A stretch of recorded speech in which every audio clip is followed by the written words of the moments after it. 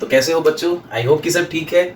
बच्चों, आज से पहले वाली हमने जो क्लास अटेंड की थी उसमें हमने उस सेशन में क्या देखा था? लास्ट जो पार्ट था कैरेक्टरिस्टिक्स ऑफ केमिकल रिएक्शन, मतलब हमारा जो चैप्टर 1 है उसके पार्ट 1, पार्ट 2 और पार्ट 3 में आप केमिकल इक्वेशंस और रिएक्शंस के लिए उनका फॉर्मेट, उनके लिए उनकी characteristics, balancing of chemical reaction, ये सब आप पढ़ चुके हैं। अब जो नेक्स्ट पार्ट है इसमें हम चैप्टर को कंप्लीट कर देंगे और ये पार्ट आपका रहेगा जिसमें हम क्या पढ़ेंगे? Types of chemical reaction. यानी टोटल जितनी भी टाइप की केमिकल रिएक्शन है वो 12-13 टाइप की केमिकल रिएक्शंस को हमें क्या करना है? इस वीडियो में क्लियर करना है फटाक से, बिना टाइम वेस्ट किए, और इन सारी टाइप्स ऑफ रिएक्शंस को कंप्लीट करते हैं। पर ध्यान रखना बच्चों, इससे पहले वाले पार्ट में मैंने कहा था कि अगर आप लोगों ने एलिमेंट्स के सिंबल्स और उनकी सीक्वेंस और उनकी वैलेंसीज और केमिकल फॉर्मूला कैसे बनते हैं, अगर ये चीज नहीं पढ़ी है और नहीं याद की है तो कर लेना, क्योंकि बहुत सारी जो रिएक्शंस हैं, बहुत सारी जो केमिकल इक्वेशंस हैं, उनके अंदर आपको उनकी हेल्प चाहिए होगी। तो पहले ही वापस बता रहा हूं, उन चीजों को आप पहले याद कर लो ताकि आपकी प्रैक्टिस बनी रहे। आगे की जो केमिस्ट्री है उसमें भी ये चीजें जो है बहुत काम आएंगी, इसलिए केमिकल फॉर्मूला कैसे बनते हैं और एलिमेंट्स जो है उनकी सिंबल्स और ये सब आप याद कर लो अच्छे से। चलो आगे बढ़ते हैं। Types of chemical reaction.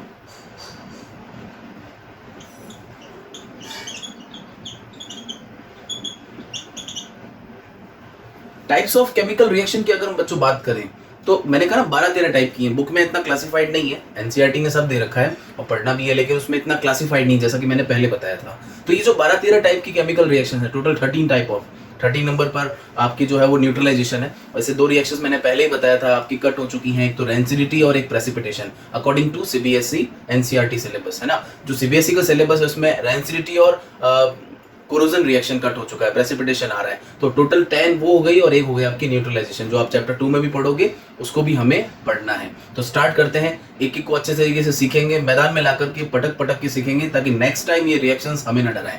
मतलब हम इनको डराएंगे, ये हमें नहीं डराएंगे। तो देखो, सबसे पहली जो रिएक्शन है वो है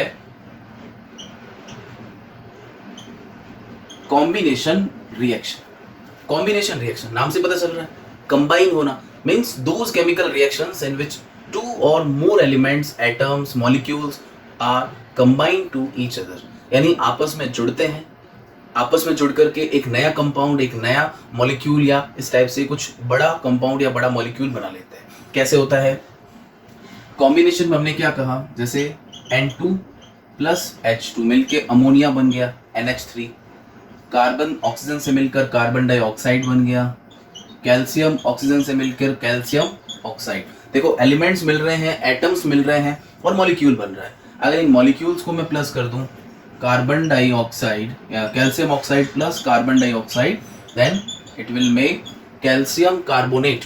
देखो, ये जो मिलकर के कैल्शियम कार्बोनेट बना रहे हैं, it is a compound of calcium carbonate. तो मॉलिक्यूल मिलकर क्या बना रहे हैं? कंपाउंड। एलिमेंट्स और एटम मिलकर क्या बना रहे हैं? मॉलिक्यूल। तो ये आप जो देख रहे हो इसमें क्या दिख रहा है? Those chemical reactions in which two or more elements, atoms or molecules combine to each other to form molecules and compounds, big compounds। तो ये चीज़ें हो गई यहाँ पे क्लियर। कल को अगर पूछे तो आप उसको डिफाइन करके दो एग्जांपल देने होते हैं। मैं तो कह रहा हूँ एग्जांपल एग्जाम में तो एक ही पूछते हैं, बट हमने 3-4 देख लिए हैं। नेक्स्ट पे आते हैं। नंबर 2 है उसका जस्ट ऑपोजिट, डीकम्पोजिशन। एक होता है कंपोज होना यानी कंबाइन होना, और एक होता है डीकम्पोज यानी कि डीकम्पोजिशन रिएक्शन, मतलब टूटना, मतलब स्प्लिटिंग। मतलब ऐसी रिएक्शन जिसमें क्या होता है, एक बड़ा कंपाउंड या बड़ा मॉलिक्यूल जो होगा वो स्प्लिट हो जाएगा। स्प्लिट होने का मतलब टूट जाएगा अपने छोटे एलिमेंट्स में, छोटे एटम्स में, छोटे मॉलिक्यूल्स में। लेट्स सी देखते हैं कैसे होता है ये। तो डीकम्पोजिशन में सबसे पहले हमें क्या देखना है, एक नॉर्मल सा, जैसे अभी हमने बनाया था कैल्शियम कार्बोनेट। ये कैल्शियम कार्बोनेट को अगर हम, ये जो सिंबल बनाया ना मैंने ट्राइंगल, जो हीट का सिंबल है, इसको जैसे ही गर्म करेंगे तो ये क्या होगा, कैल्शियम ऑक्साइड और कार्बन डाइऑक्साइड में टूट जाएगा। कई बार ऐसा पूछते हैं कि निकलने वाली जो गैस है उसको हम कैसे आइडेंटिफाई करेंगे कि ये CO2 है। तो बेटा ध्यान रखना है बहुत अच्छे से, CO2 एक फायर एक्सटिंगाइजर गैस है, मतलब आग बुझाने वाली गैस है। और CO2 अगर निकलती है और निकलती हुई गैस के ऊपर अगर हम मैच स्टिक जो होती है, यानी कि जो माचिस की तुल्ली होती है चलती हुई, इसको ले जाएंगे तो वो क्या हो जाएगी, बुझ जाएगी। तो CO2 एक तो ये एक्सपेरिमेंट हो गया। दूसरा आइडेंटिफाई करने का तरीका क्या है, कार्बन डाइऑक्साइड को अगर हम लाइम वाटर में, स्लैग लाइम में, यानी कि चूने के पानी में अगर हम उसके अंदर प्रोवाइड कर देंगे तो उसका कलर जो है वो ट्रांसपेरेंट से कैसे हो जाएगा, व्हाइट कलर का हो जाएगा, मिल्की व्हाइट अपीयरेंस आ जाएगी। किसमें? कैल्शियम हाइड्रोक्साइड में। तो ये इसका एक टेस्ट है जो आपसे पूछते हैं, अगर पूछे तो याद रखना है वैसे अभी हम क्या पढ़ रहे हैं, डीकम्पोजिशन, तो डीकम्पोजिशन हो गया। लेकिन डीकम्पोजिशन भी स्टूडेंट्स 3 टाइप का है। यानी यहाँ पे हमने क्या किया, हीट एनर्जी से इस मॉलिक्यूल को तोड़ा तो ये बन गया। तो हीट एनर्जी की तरह लाइट एनर्जी भी है, हीट एनर्जी की तरह इलेक्ट्रिक एनर्जी भी है। तो डिफरेंट एनर्जीज से डीकम्पोजिशन हो सकते हैं, उनको एक बार हम देख लेते हैं। तो ये जो डीकम्पोजिशन है इसके भी क्या है, टाइप्स, कौन कौन से हैं। फर्स्ट है जिसमें हम बोलेंगे उसको थर्मल डीकम्पोजिशन। अगर वो लाइट से हो रहा है तो फोटोकेमिकल डीकम्पोजिशन, और अगर वो इलेक्ट्रिसिटी से हो रहा है तो इलेक्ट्रिकल डीकम्पोजिशन। तीनों टाइप की एनर्जीज हैं, डीकम्पोजिशन और splitting with the help of heat energy, then the process is known as thermal decomposition. Photochemical अगर लाइट से हो रहा है, आप लोगों ने कई बार देखा होगा कुछ केमिकल्स जो होते हैं वो डार्क ब्राउन कलर की बॉटल्स में या डार्क बॉटल्स में रखे जाते हैं। रीजन क्या है कि लाइट से अगर उनका रिएक्शन होगा तो वो केमिकल्स स्प्लिट हो जाएंगे, वो केमिकल्स खराब हो जाएंगे, डिस्ट्रॉय हो जाएंगे। कई बार आपने देखा होगा कि हमारी डेस्क में रखे हुए जो पेपर होते हैं उसमें से कोई पेपर अगर बाहर रह गया तो पुराने पेपर्स जो होते हैं जनरली येलोइश हो जाते हैं, मतलब पीले से हो जाते हैं, उनका जो व्हाइट कलर होती है उसकी व्हाइट अपीयरेंस गायब हो जाती है और वो एक तरीके से कैसे हो जाते हैं, येलो या फिर ऑफ व्हाइट से। तो जो पेपर लाइट के कांटेक्ट में ज़्यादा रहता है उसके अंदर का जो केमिकल है वो क्या हो जाएगा, अफेक्ट होगा और वो कलर चेंज करेगा। और जो पेपर अंदर दबा हुआ रह गया जो लाइट के कांटेक्ट में नहीं था वो 5 साल बाद भी वाइट ही रहता है। बट जो लाइट के कांटेक्ट में रहता है वो बार बार लाइट के कांटेक्ट में रहने से इसके अंदर कलर चेंजेस दिखते हैं। तो ये एक फोटोकेमिकल डीकम्पोजिशन होता है। इलेक्ट्रिकल में उसको इलेक्ट्रिसिटी देंगे तो इलेक्ट्रिसिटी से वो टूट जाएगा। अब देखते हैं हमें तीनों अलग अलग मेथड से कोई एग्जाम्पल लेकर के। जैसे आपकी सिलेबस में एग्जाम्पल है आयरन सल्फेट।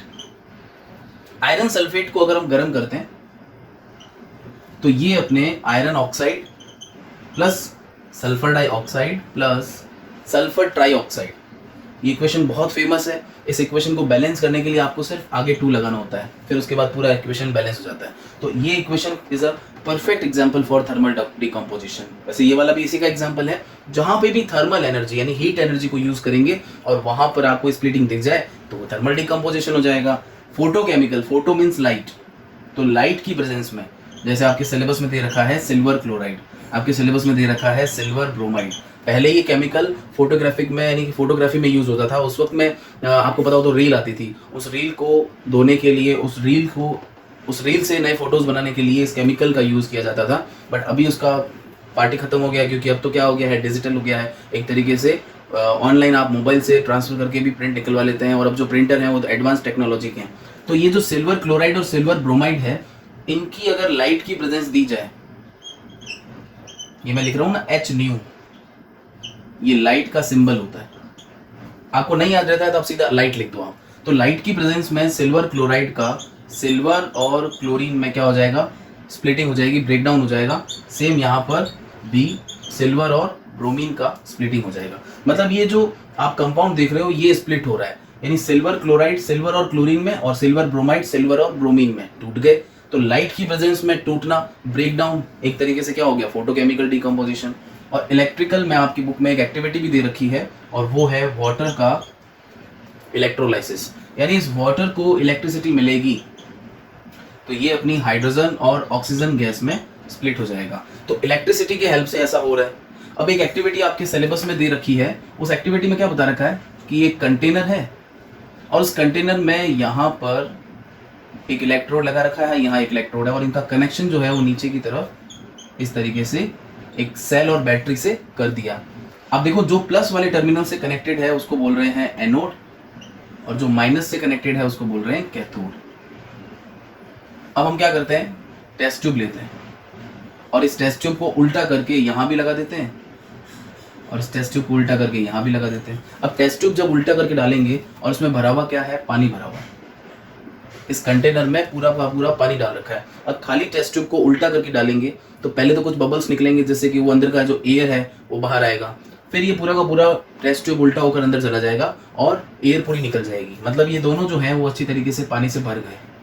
जैसे ही इलेक्ट्रिसिटी स्टार्ट होगी, यानी यहाँ पर हम जैसे ही इलेक्ट्रिक एनर्जी प्रोवाइड करेंगे, दोनों इलेक्ट्रोड्स पर आप देखना बबल्स निकलने लगते हैं। मतलब यहाँ पर भी गैस फॉर्मेशन होती है और यहाँ भी गैस फॉर्मेशन होता है। और अगर गैस बनेगी तो उस गैस के प्रेशर से लिक्विड यानी जो पानी है वो नीचे की तरफ डिस्प्लेस होगा, यानी थोड़ी गैस यहाँ बन जाएगी, थोड़ी गैस यहाँ बन जाएगी।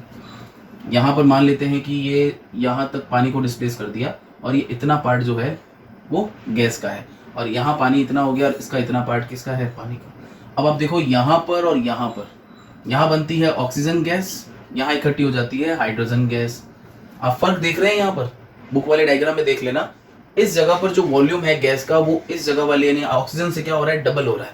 ध्यान से देखना, इस एक्सपेरिमेंट में बुक में डायग्राम दे रखा है, हाइड्रोजन गैस का जो वॉल्यूम बनता है वो ऑक्सीजन गैस के वॉल्यूम से जस्ट डबल होता है। रीजन क्या है, क्योंकि वाटर मॉलिक्यूल में हाइड्रोजन और ऑक्सीजन का जो रेशियो होता है वो रेशियो होता है 2:1, है ना।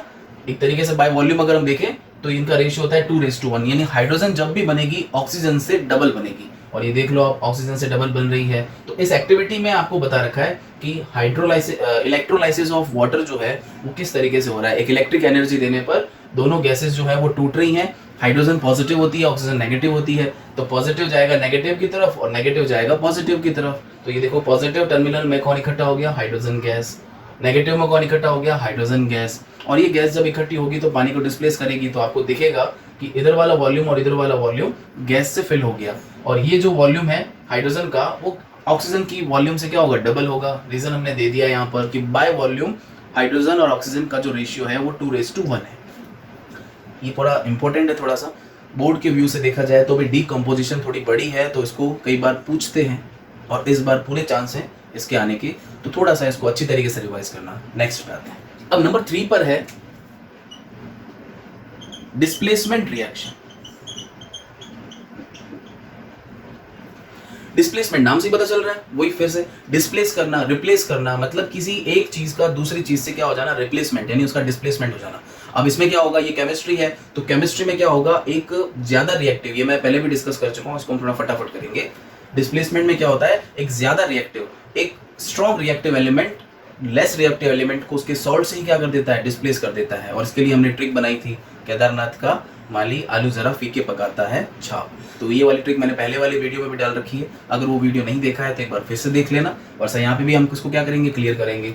तो डिस्प्लेसमेंट रिएक्शन क्या होता है, तो एक मोर रिएक्टिव, जैसे देखो जिंक प्लस कॉपर सल्फेट, इसमें से जो पॉसिबल्स हैं वो कुछ एक्सपेरिमेंट में अपने शॉर्ट्स में डालूंगा, उसकी वीडियोस तो आप देखना वहां पर कि कैसे ये प्रैक्टिकली भी एक तरीके से ऑब्जर्वेशन में आते हैं। तो जिंक कॉपर सल्फेट से रिएक्ट करके बनाएगा zinc sulphate plus copper. Zinc metal is more reactive than copper metal, then zinc displace the copper metal from their salt. Copper sulphate का जो ये सॉल्ट है इसको बोलते हैं कॉपर सल्फेट। कॉपर सल्फेट में से कॉपर को क्या कर दिया, डिस्प्लेस कर दिया, पीछे क्या बच गया यहाँ पर, जिंक सल्फेट। तो ये आप खुद देख रहे हो, it is a best example of displacement reaction. एक और एग्जांपल ले लेते हैं, magnesium plus zinc chloride. Magnesium is more reactive than zinc, then magnesium will displace the zinc metal from their salt. तो ये कैसे करेगा उसको, ये बना लेगा मैग्नीशियम क्लोराइड प्लस जिंक। अब आप लोगों के दिमाग में वही बात आ रही है कि सर आपको तो पता है कि कौन ज्यादा रिएक्टिव है और कौन कम, तो आप इसमें रिएक्ट करवा कर की प्रॉब्लम सॉल्व हो रही है। कल को एग्जाम में कई बार ऐसा क्वेश्चन आता है, copper plus FeSO4, what will happen when copper reacted with iron sulphate. अब इस टाइप की रिएक्शन होगी, आपने तो सीख रखा है कि एक मेटल दूसरे मेटल को डिस्प्लेस करता है, तो आप कॉपर को क्या करोगे, मतलब आयरन को क्या करोगे, कॉपर से डिस्प्लेस कर दोगे। बट ऐसा नहीं करना है। आयरन जो है वो लेस रिएक्टिव नहीं होता, वो क्या होता है, ज्यादा रिएक्टिव होता है, और ये क्या होता है, कम। तो ये रिएक्शन नहीं होगा। या तो आप लिखोगे नो रिएक्शन मतलब क्रॉस, या फिर आप लिखोगे नो रिएक्शन, और या फिर आप इस पूरी इक्वेशन को एज इट इज लिखोगे, बट यहाँ पर कोई टाइप की रिएक्शन नहीं होगी।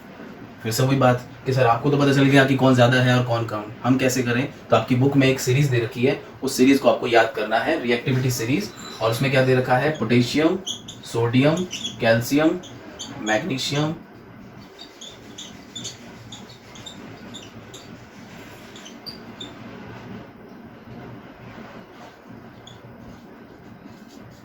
इस सीरीज में ऊपर से नीचे आते हैं तो रिएक्टिविटी डाउन होती है, और ये सीरीज हमने पढ़ी भी थी, याद आ रही है, वही केदारनाथ वाली बात, केदारनाथ का माली आलू जरा फीके पकाता है छाप। और ये सीरीज मैंने आपको इससे पहले वाले वीडियो में भी बता रखी है। तो ये अपनी ट्रिक है जिससे आप याद कर सकते हो कि रिएक्टिविटी सीरीज में कौन ऊपर है और कौन नीचे। ऊपर के एलिमेंट ज्यादा रिएक्टिव है, नीचे के कम है। तो कभी भी कंपेरिजन होगा जिंक और आयरन का, तो zinc is more reactive then iron. कभी भी कंपैरिजन होगा मैग्नीशियम और एल्यूमिनियम का, तो magnesium is more reactive then aluminium. तो ये सारी बातें किसकी थी? डिस्प्लेसमेंट की थी। ठीक है, नेक्स्ट में बच्चों नेक्स्ट है अब इसके अंदर डबल डिस्प्लेसमेंट रिएक्शन। उसमें कोई रिएक्टिविटी देखने की जरूरत नहीं है वैसे। उसमें क्या होता है ना, दो रिएक्टेंट होते हैं और दोनों रिएक्टेंट के आयंस और उनके एटम्स क्या हो जाता है? इंटरचेंज हो जाते हैं, एक तरीके से एक दूसरे के अंदर इंटरचेंज हो जाएंगे। कैसे होंगे? देखो AB प्लस CD, अब इसका जो ये वाला पार्ट है नेगेटिव और इसका ये नेगेटिव पार्ट, ये इसके साथ आ जाएगा, ये इसके साथ, तो AD प्लस CB, यानी ये कहाँ चला गया? यहाँ पर। ये कहाँ चला गया? यहाँ पर। एग्जाम्पल ले लेते हैं इसके। कोई बेस्ट एग्जाम्पल है sodium sulphate plus barium chloride. देखो दोनों के पास प्लस माइनस है। कभी भी कोई कंपाउंड बनता है तो उसमें एक कैटायन होता है और एक एनायन होता है। और अब तो याद भी है कैटायन और एनायन कौन होते हैं। कैटायंस होते हैं पॉजिटिव और एनायंस होते हैं नेगेटिव। तो ये कैटायन और ये एनायन, ये कैटायन और ये एनायन, इसका एनायन इधर आ जाएगा, इसका कैटायन इधर आ जाएगा। अब आपके पास वैलेंसी नॉलेज है तो आप इसका प्रोडक्ट बना लोगे, सोडियम क्लोराइड। अभी क्लोराइड यहाँ पर 2 था लेकिन यहाँ 1 है, क्योंकि सोडियम की वैलेंसी 1 है तो साथ में आ गया, प्लस बेरियम सल्फेट। आप देख रहे हो यहाँ पे 2 टाइप के कंपाउंड बन गए, ये क्लोरीन यहाँ आ गया और ये सल्फेट यहाँ चला गया। तो इस तरीके से कंपाउंड बना। और इसमें आपको एक और चीज बता रहा हूँ, ये प्रेसिपिटेशन रिएक्शन का भी एग्जांपल है। यहाँ पर बेरियम सल्फेट जो है उसका व्हाइट पीपीटी बनता है। पीपीटी का मतलब होता है प्रेसिपिटेट, एक इनसॉल्युबल सॉलिड, जो कि यहाँ पर फॉर्म होगा। ठीक है, तो ये किसका एग्जाम्पल हो गया? Double displacement. यहाँ पर हम क्या लिखेंगे? Double displacement. और इसमें एक और एग्जाम्पल ले लेते हैं, जैसे अमोनियम नाइट्रेट को हमने सिल्वर क्लोराइड से रिएक्ट करवाया तो ये बन जाएगा ammonium chloride plus silver nitrate. कुछ नहीं करना होता ना, इसका नेगेटिव इसके साथ, इसका नेगेटिव इसके साथ, यानी कि 2 रिएक्टेंट के बीच में क्या हो रहा है? आपको क्या मिल रहा है? एक तरीके से इंटरचेंज, है ना। तो बहुत सारे एग्जांपल्स और भी हैं बट ये इतना ठीक है। आगे बढ़ते हैं बच्चों। नेक्स्ट है रिडक्शन, रेडॉक्स और ऑक्सीडेशन। रिडक्शन जो है, ऑक्सीडेशन जो है, इन दोनों को मिलाएं तो इसका रेड और इसका ऑक्स, ये दोनों मिलकर के क्या बन जाते हैं? नंबर 7 पे। इन तीनों को एक्सप्लेन कर लेते हैं और किसके बेसिस पे करते हैं। आपके 10th लेवल पर आपको ये बताया जाता है कि हाइड्रोजन अगर जुड़ रहा है, यानी कि एडिशन ऑफ हाइड्रोजन, तो वो क्या है? रिडक्शन, जिसको हम हाइड्रोजनेशन भी कह रहे हैं। और एक है आपके ऑक्सीडेशन, मतलब कि ऑक्सीजन का क्या होना? ऐड होना। अब ऑक्सीजन कैसे ऐड होगा और हाइड्रोजन कैसे ऐड होगा? और जिसमें दोनों ही दिख रहा है, यानी कि हाइड्रोजन ऐड होता हुआ दिख रहा है तो रिडक्शन, ऑक्सीजन निकलता हुआ दिख रहा है तो भी रिडक्शन। यहाँ पर ऑक्सीजन ऐड होता हुआ दिख रहा है तो ऑक्सीडेशन, और अगर हाइड्रोजन रिमूवल दिख रहा है तो वो भी क्या होगा? ऑक्सीडेशन। और ये दोनों जिसमें हो रहे हैं वो क्या होगा? रेडॉक्स। तो कैसे होगा देखते हैं। जैसे रिडक्शन में हमने क्या देखा कि नाइट्रोजन के साथ हाइड्रोजन का जुड़ना, तो ये बन जाएगा अमोनिया। अब यहाँ नाइट्रोजन के साथ हाइड्रोजन ऐड हो रही है। अच्छा, अब क्लोरीन के साथ में हाइड्रोजन ऐड हो रहा है तो ये क्या बन जाएगा? Hydrogen chloride. ऐसे ही ऑक्सीडेशन की बात करें तो सोडियम के साथ ऑक्सीजन जुड़ जाए तो ये बन जाएगा सोडियम ऑक्साइड। एल्यूमिनियम के साथ ऑक्सीजन जुड़ जाए तो ये हो जाएगा एल्यूमिनियम ऑक्साइड। यानी आप खुद देखो यहाँ पर कि ऑक्सीजन जुड़ जाए तो उसको बोलते हैं ऑक्सीडेशन। बट एक रिएक्शन ऐसी होती है जिसमें दोनों ही होते हुए दिखते हैं, और वो कैसे है? कॉपर ऑक्साइड को अगर हमने हाइड्रोजन से रिएक्ट करवाया तो ये बन जाएगा कॉपर प्लस H2, या जिंक ऑक्साइड को हमने कार्बन से रिड्यूस किया तो ये हो जाएगा जिंक प्लस कार्बन मोनोऑक्साइड। अब आप देख रहे हो इन एग्जांपल्स में, सबसे पहले रिडक्शन है तो रिडक्शन में हाइड्रोजन ऐड होता हुआ दिख रहा है, ऑक्सीडेशन है तो ऑक्सीजन ऐड होती हुई दिख रही है। यहाँ पर आप ध्यान से देखो तो रिडक्शन क्यों, इसको रेडॉक्स क्यों बोल रहे हैं? क्योंकि कॉपर ऑक्साइड के पास ऑक्सीजन है बट रिएक्शन के बाद में ऑक्सीडेशन, मतलब ऑक्सीजन नहीं है, ऑक्सीजन निकली है, इसका मतलब इसका खुद का क्या हो गया है? रिडक्शन। इसके पास कोई ऑक्सीजन नहीं है तो ऑक्सीजन नहीं है लेकिन रिएक्शन के बाद क्या है? ऑक्सीजन है, तो यहाँ क्या हो गया? ऑक्सीडेशन। अब एक ही रिएक्शन में आपको रिडक्शन भी दिख रहा है, ऑक्सीडेशन भी दिख रहा है, तो इसको हम क्या बोलते हैं? रेडॉक्स। सेम यहाँ पर भी है, जिंक ऑक्साइड का ऑक्सीजन निकल गया तो इसको बोलते हैं रिडक्शन। इसके पास नहीं थी लेकिन अब इसको मिल गया तो इसको बोलते हैं ऑक्सीडेशन। तो रेडॉक्स को लेकर के आपसे कुछ क्वेश्चंस पूछे जाते हैं और ये क्वेश्चंस क्या होते हैं? तो एक होता है रिड्यूसिंग एजेंट और एक होते हैं ऑक्सीडाइजिंग एजेंट। अच्छा, एक पूछते हैं आपसे रिड्यूस कौन हुआ है और एक आपसे पूछते हैं ऑक्सीडाइज्ड कौन हुआ है। तो रिड्यूसिंग एजेंट यानी रिडक्शन करने वाले, और रिडक्शन करने वाले कौन है यहाँ पर? तो रिडक्शन करने वाला यहाँ पर देखो, इसका रिडक्शन किसने किया? हाइड्रोजन। तो पहले केस में हाइड्रोजन क्या है? Reducing agent. ठीक है, ऑक्सीडाइजिंग एजेंट मतलब इस हाइड्रोजन का ऑक्सीडेशन इसने किया तो ये हो जाएगा आपके कॉपर ऑक्साइड। एक चीज़ का ध्यान रखना, रिड्यूसिंग एजेंट हो चाहे रिड्यूस्ड सब्सटेंस हो, ऑक्सीडाइजिंग एजेंट हो या ऑक्सीडाइज सब्सटेंस, जो भी आपसे पूछेंगे वो सारा का सारा लेफ्ट हैंड साइड से होगा। उस तरफ राइट हैंड साइड में तो सिर्फ बेचारा रिजल्ट है। आपको जो भी आइडेंटिफाई करना है, जो भी पहचानना है, वो यहाँ से पहचानना है। तो आप देखो यहाँ पर रिड्यूस कौन हो रहा है, तो देखो इस वाले एग्जाम्पल में रिड्यूस जो है वो हो रहा है कॉपर ऑक्साइड, और ऑक्सीडाइज कौन हो रहा है, H2 यानी हाइड्रोजन। दूसरे केस की बात करें तो रिड्यूसिंग एजेंट कौन है यहाँ पर, यानी इसका रिडक्शन हुआ है तो किया किसने, कार्बन ने, और हुआ किसका है, जिंक ऑक्साइड का। रिड्यूस कौन हुआ, जिंक ऑक्साइड, और ऑक्सीडाइज यानी यहाँ पर ऑक्सीडाइज जो करने मतलब ऑक्सीडाइज खुद कौन हुआ है, कार्बन के पास तो थी नहीं ऑक्सीजन, अब इसको ऑक्सीजन मिली है तो ये हो गया आपके कार्बन। तो आप खुद देख रहे हो जो भी ऑब्जर्वेशंस हैं वो सारे LHS से हैं, RHS से नहीं है। अब आपको एक और मेन इंपॉर्टेंट बात जो आपको बता रहा हूँ, ध्यान से सुनना, कि हाइड्रोजन और ऑक्सीजन के बेसिस पे तो हमने रिडक्शन, ऑक्सीडेशन और रेडॉक्स को डिफाइन करके एग्जाम्पल दे दिए हैं। एक एग्जाम्पल यानी एक कॉन्सेप्ट होता है इलेक्ट्रॉन्स का। किसी रिएक्शन में आपको इलेक्ट्रॉन्स अगर निकलते हुए दिख रहे हैं तो वो ऑक्सीडेशन है, और इलेक्ट्रॉन अगर जुड़ते हुए दिख रहे हैं मतलब ऐड होते हुए दिख रहे हैं तो वो क्या है वो रिडक्शन। ऑक्सीडेशन का मतलब इलेक्ट्रॉन निकल रहे हैं, और रिडक्शन का मतलब इलेक्ट्रॉन जुड़ रहे हैं। तो कई बार आपको ये ऑब्जर्वेशन नेक्स्ट चैप्टर में भी मिलेगा। जैसे सोडियम क्या करता है, अपने अंदर से इलेक्ट्रॉन रिलीज करता है और +1 बनाता है। क्लोरीन क्या करता है, एक इलेक्ट्रॉन लेकर के क्लोरीन -1 बनाता है। तो इसमें आपने देखा इलेक्ट्रॉन निकल रहे हैं तो इसका ऑक्सीडेशन हुआ, इसने इलेक्ट्रॉन लिए हैं तो इसका रिडक्शन हुआ, और ये कंप्लीट अगर साथ में हो रहा है तो उसको बोलते हैं रेडॉक्स रिएक्शन। तो आपको दिमाग में ये कॉन्सेप्ट रखना है क्लियर कि ये क्या क्या है। ये जो है पूरी टोटल अभी 7 टाइप की रिएक्शंस आ गई है। अब नंबर 8 पर है आपके, जिसमें हम पढ़ते हैं एंडोथर्मिक और एक्सोथर्मिक। इससे पहले वाले सेशन में यानी वीडियो में हमने क्लियर कर दिया था कि एंडोथर्मिक और एक्सोथर्मिक क्या है, तो वो आप वहां से देख लेना। वैसे एक्सोथर्मिक और एंडोथर्मिक में हीट रिलीज हो रही है या हीट एब्जॉर्ब हो रही है। एंडो का मतलब हीट लेकर के यानी एनर्जी लेकर के रिएक्शन हो रहा है, और एक्सो का मतलब एनर्जी देकर के उसका रिएक्शन हो रहा है। तो ये एक तरीके से आपके सारे टाइप्स ऑफ रिएक्शंस हैं। और अब हम मिलेंगे नेक्स्ट चैप्टर में। ये पूरा चैप्टर आपने पूरा अटेंड किया है तो कैसा लगा कमेंट करके भी बताना।